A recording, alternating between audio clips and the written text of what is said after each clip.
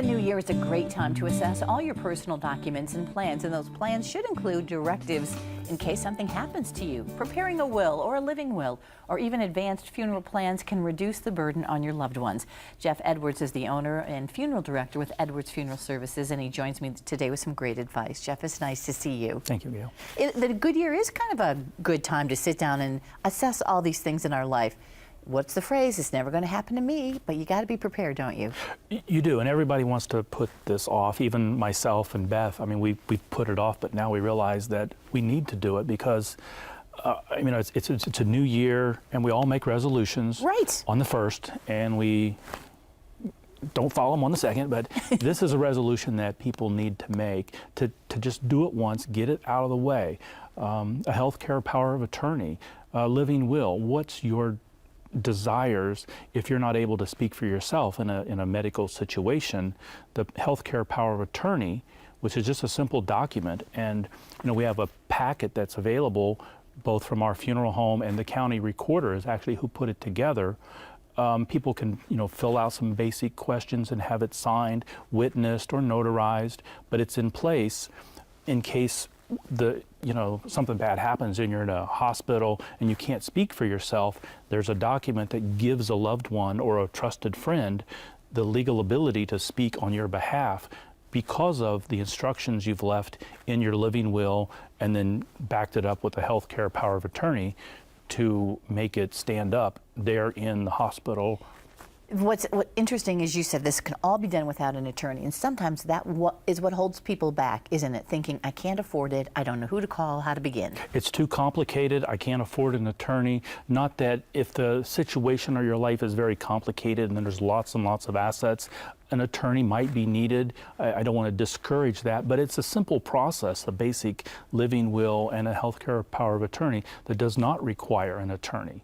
So how do people get this document, Jeff? This document is a pamphlet of several different documents that the Daphne Hawk, the Franklin County Recorder, has put together.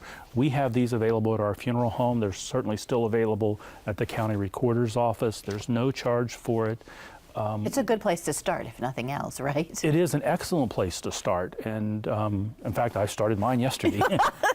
I feel better that you have just started, honestly, because there are people out there feeling guilty, and then sometimes that guilt means they procrastinate even more.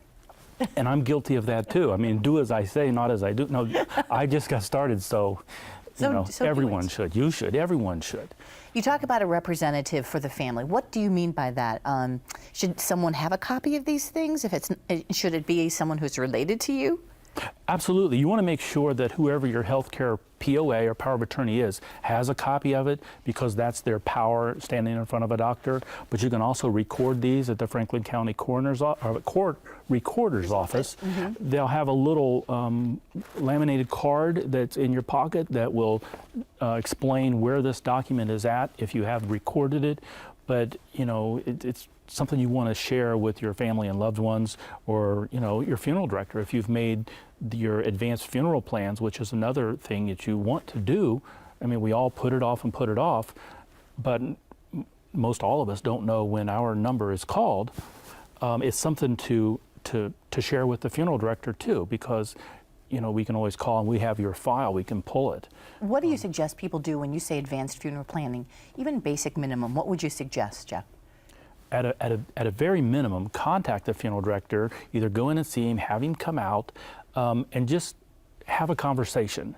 The push for this year for the National Funeral Directors Association is have the talk of a lifetime, which is what you want done. Mm-hmm. Makes things easier for your loved ones, and you can do your pre-need as simple as just having that conversation and sharing of information. We'll build an information file, maybe have a copy of your healthcare power of attorney or living will, and then you can also take that a step further and actually plan out your funeral or your cremation.